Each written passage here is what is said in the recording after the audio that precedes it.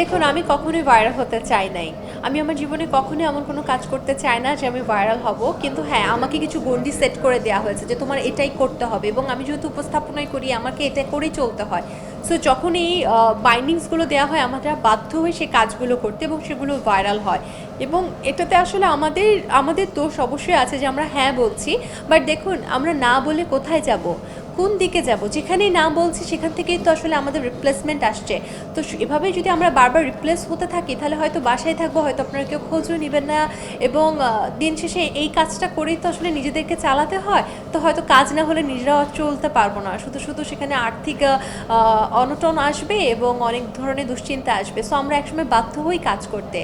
তবে আমার কাছে মনে হয় যে সবাই মিলে যদি আমরা এটা চেষ্টা করি যে আমরা এমন কাজ করব যেগুলো ভালো, তাহলে হয়তো ইন্ডাস্ট্রি ভালো হতে পারে।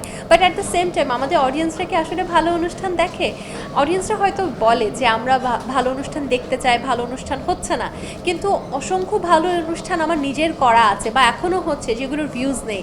এমন অনেক অনুষ্ঠান আছে প্রতি 2-3 মাস পর পর বন্ধ হয়ে যাচ্ছে, কেননা সেগুলোতে 10 জন মানুষও ভিউ দিচ্ছে না।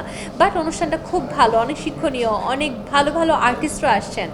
তা আমরা কোথায় যাব বলুন? দিন শেষে আসলে যারা এই শো বিজনেসটা করছে, শো বিজনেসে আছে, তারা তো দিন শেষে ভিউজ চাচ্ছে। যদি ভিউজ না হয় তাদের তো কোনো লাভ হচ্ছে না। তা আমরা কোথায় যাব বলুন?